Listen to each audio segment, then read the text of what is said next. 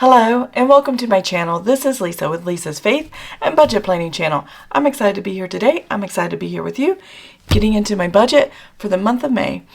I love doing budgeting. I love sharing my budget.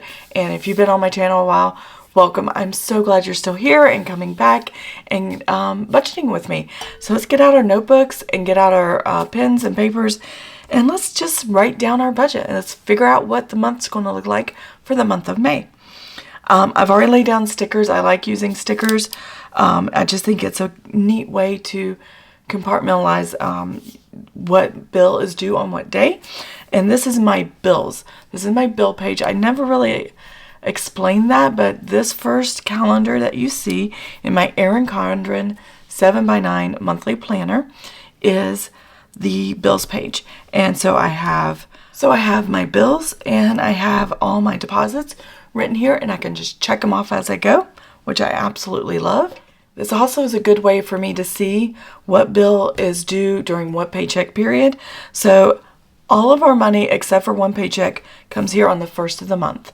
My husband gets paid on the last day of the month and the middle of the month. So it's the 1st and the 15th that we actually allocate that money towards bills and expenses. So I get to take 1st through the 15th bills, and usually they're the same. Sometimes this bill might go a little, depending on if it's a weekend, holiday, things like that, maybe withdrawn a little earlier, so I have to pay attention to that. But since most of our money comes into our bank account on the 1st, I always make sure I have plenty to balance forward to the 15th and finish out the last 2 weeks of the month. So this is my bill calendar. Those are all the salaries and income streams that come in. And I am ready to go for my month. I like to come in and just check this off when I don't have time to write down things. And then I can go back later and write down and make sure I'm on track with my budget. So this page is a scripture, prayer, important dates, important projects, things like that, dashboard page. So the scripture this month I'm giving is Proverbs 22:7. It's a popular verse in the community for Dave Ramsey, budgeting community. And it says here, the rich rules over the poor, and the borrower is a servant to the lender. It's great advice.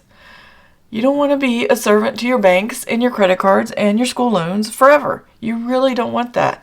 That puts a lot of weight and pressure on you, and over multiple years, it just really brings you down and holds you back for a future financial harvest that you could have had because you're paying the bank interest and making them rich instead of paying in investments that could make you rich. So that was, I thought, a really good verse. It's also a really good chapter if you want to read the book, or not the book, but the chapter 22 of Proverbs. It's a lot of good wisdom, good things to think about and ponder. How does my life look compared to what is being said here? I really enjoyed listening to the chapter this morning before I got on here. I wanted to make sure I had all the context when I do scripture and I write it down. I don't want to write it down thinking I know what it means. I want the context that tells me what it means so I know I understand what is being told. So I don't want to take anything out of context when I deal with scripture. Too many people do that and it puts a bad taste in people's mouth. So I don't do that. And I just wrote a prayer hoping all generations of people see that debt to a lender holds them back and keeps them a servant to the lender. I want everybody to know that. I want everybody to feel the weight of that so they can stay out of debt. We are consumer debt free, but not mortgage debt free. And we're working on the mortgage debt free. I have Mortgage Monday videos once a month. And I have my little piece of paper for this month. You can check out the link in the description box below. But here's a good example. If you get a house, you have a mortgage, you're going to pay interest. There's no way around it. I got my mortgage October of 2022. It is now April of 2024. I've actually paid $24,103.27 in interest payments, but I've also saved $37,865.89 roughly on interest that I didn't have to pay because I had an extra $550 principal only payment. So if you want to see the breakdown of this and check out my video, just check out my Mortgage Monday videos. The most recent one will have this one here. I'll try to link it in the description box or in the cards above. So yeah, I love doing this every month. I love sharing this every month. But think about it. When you're paying this much in interest and you have a mortgage, because my mortgage is new, this interest, I would pay less in interest and more in principal like 15 years down the road, but I hope to have it paid off in less than 15 years. So that is where I'm at right now. Again, I am sorry about my voice. I've been traveling and overwhelmed and crazy time right now. So I'm just worn down and my voice is suffering. Okay, so now let's go ahead and get into the budget part. This is my monthly budget. Normally this is titled monthly budget. I just didn't print it. I forgot to add that part to it, or I messed something up in Silhouette. I don't care. I know it's the monthly budget. It's decorative. It's pretty. It closely, well, not closely, but is in the similar colors, I guess you would say. I know this looks very close to what this is. So that's a good enough for me. But we're going to go ahead and do the budget. So I'm going to go ahead and get this here. Okay, so my monthly budget is where I discover whether I have enough income for the month to cover all the expenses and all the spending categories that I have created for our family so that we can have what we want and what we need. The reason I say want is because we all have wants, but they have to be within reason, within the budget, and that's how I take care of mine. So the first thing I have here is my husband's military retirement. He was U.S. Navy for 20 years and 5 years as a contractor.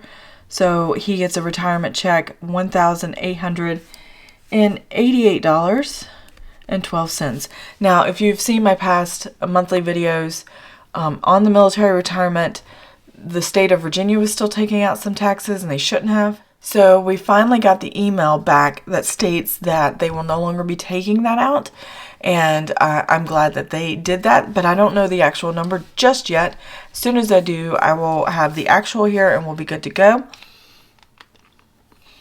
And then the VA disability, taxes are not taking out of this. It's not taxable income, so it's $2,428.91. Rent and dividends, $803 is what my son pays in rent. Our account actually gets pennies for dividends. So what I'll do is I'll add the pennies here when the actual hits, and then I can account for all the cash that came in for the month of May. I can't believe we're saying that already. Month of May. Time has flown this year. So because my husband's salary does fluctuate just a little bit because of county taxes, he is a state employee. He does drive to many different counties here in the state of Kentucky. So each of those counties want their money when he works in those areas. So it fluctuates a little bit. So it's $13.15 is what I'm going to put. And then whatever the actual is, I'm going to put right here. And then he gets a second check, $13.15. This is for the entire month of May. I'm going to put $0.00. Typically do that so I can see if I can actually have work within this budget and not balance forward money from the previous month. Sitting in the checking account right now is what's left of the tax returns we got this year. And I'm just kind of leaving it there so as I travel and go over in categories, I can pay with the money in the checking account to the credit card to pay it off every week. I do have a credit card. I'm not a servant to the lender because I bring it back to zero. I literally have not paid an interest fee outside the mortgage or any kind of fees at all since 2021, maybe 2020. I'm not sure. Somewhere along that. It's 2024. So it's been a few years, and I am thrilled that we have been able to do this, and we're confident in doing this, and it works well for us. Our credit card is just a holding pattern to pay off our needs and a little bit of wants every week. It's just a holding pattern. If I don't have the cash in this budget to pay off the credit card every week, then I don't use it. I don't use it for anything other than the spending and bills that I have. Why do I use it? It does have points. I don't really care about the points. I don't play the points game. It just happens to be there. It happens to be the kind of card we have. Is the oldest debt that we have. If we do have to get a loan, it does help with interest rates, and we're not paying higher interest rates for bad credit. But I'm trying to bare minimum play the game of the bank, which I don't like. I don't like doing this, but we do it in order to protect a little bit of our future if we decide to get a loan for something. I am not tapping into the equity of this house. We are going to have it paid off by the time we turn 65. It is our forever home, so that is where I stand on that. So yeah, these things are pretty important to us, and hopefully they're important to you, or as you go through your budgeting journey and for your future, because you want to have a future. So let's go ahead and total up the month right here, and I will be right back.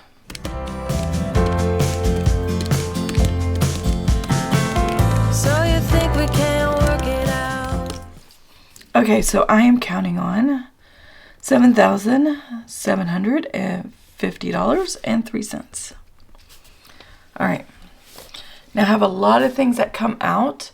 My spending categories start here: grocery, household, restaurants, miscellaneous, gasoline, copay, and unbudgeted.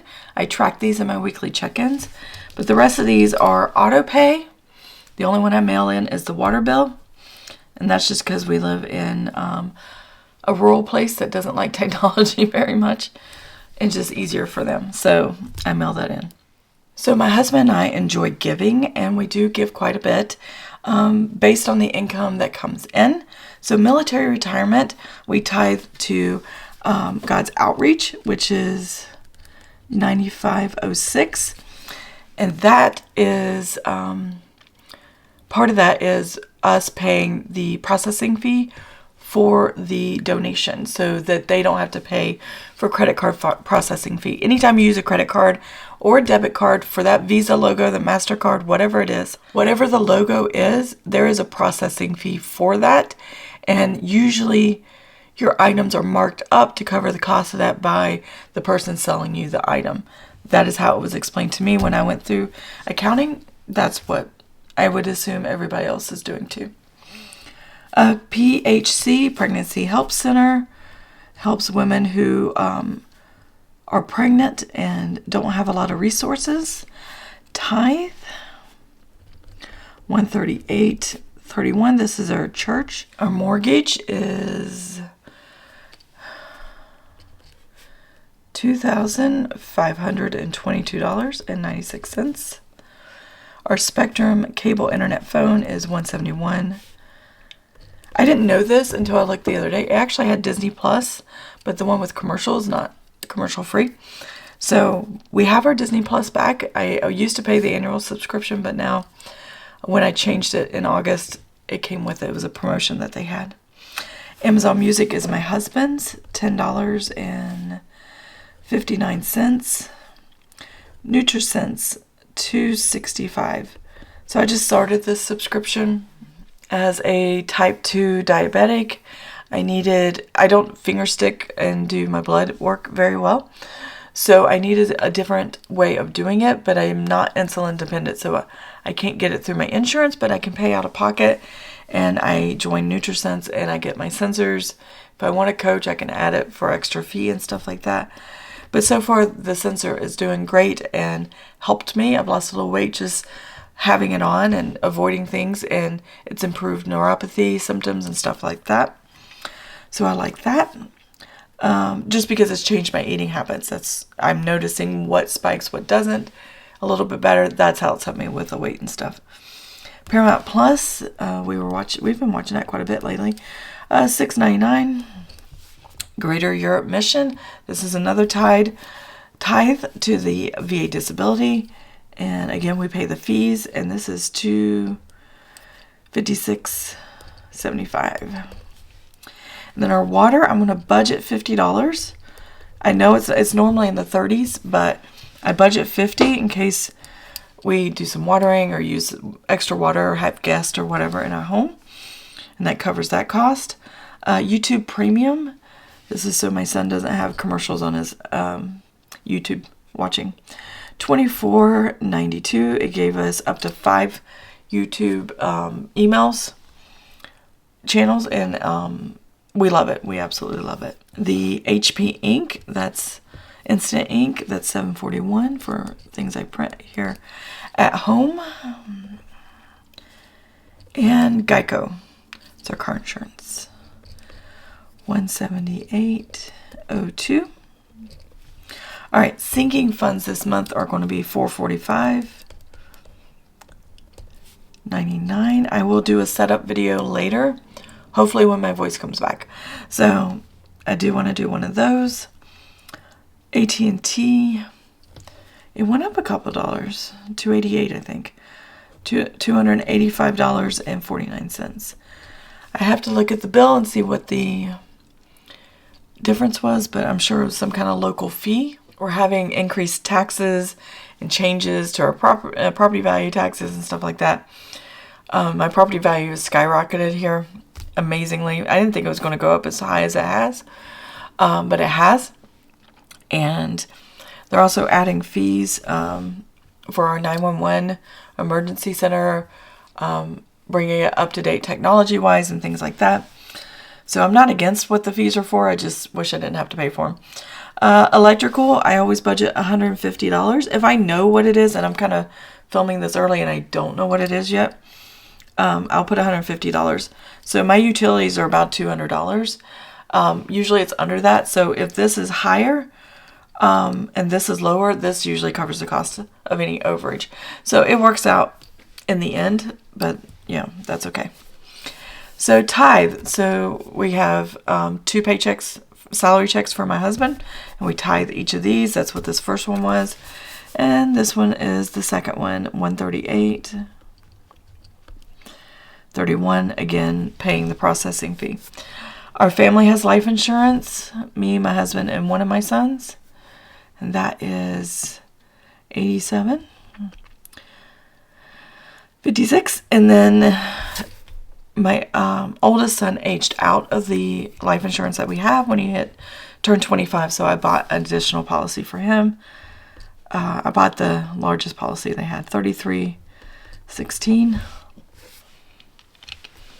So there's that. And then Discovery Plus is $8.99. All our streaming services are being used. Vivint is our home security system, $65.82, and this is not the equipment. This is just the the emergency services, the cellular that comes to it when the power goes out, and our cellular backup, I guess you would call it, when the Wi-Fi goes out, and monitoring and stuff like that. So that's what that pays for. Apple.com is $2.99. That's my storage on my phone for all the millions and millions of pictures. I have actually already gone to Virginia and back. If you saw my previous videos talking about me traveling and seeing a baby, in my community tab, I posted a picture of me and little guy and Precious. I've already been there. I've come home again. I'm actually leaving again to help with my parents, and then I'll be back. So that's why my schedule is a little thrown off, and I have no voice. So, yeah, so that's what's been going on. So I have bunches of pictures of this little man, and I'm loving that. USCCA is my husband's. That's $39.17.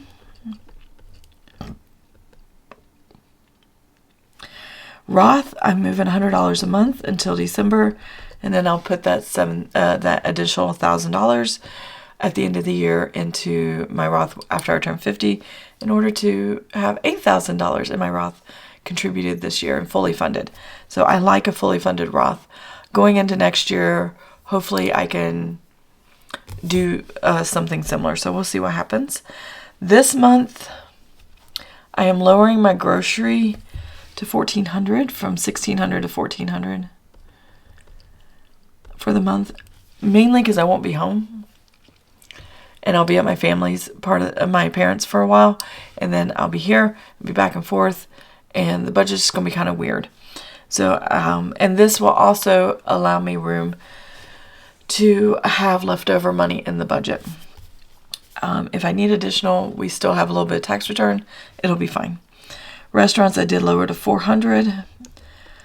I'll tell you now, I'll probably go over because I am traveling and I'll be out, and then my husband will be home.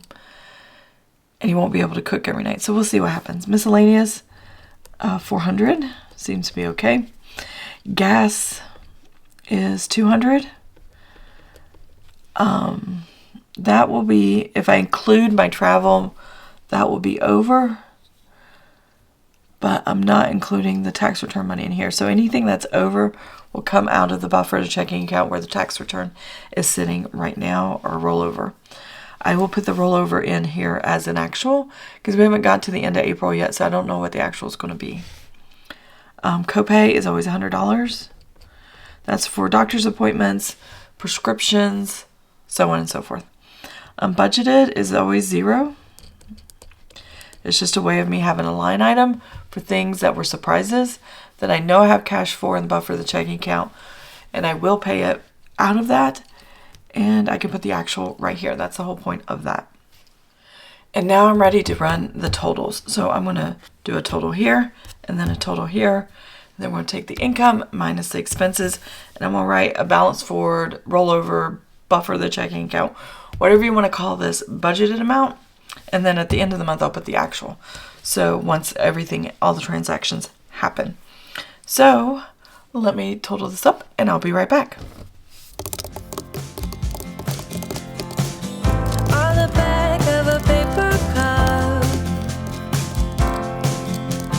move too fast and the feeling's gone. Trying to hold back only get you down.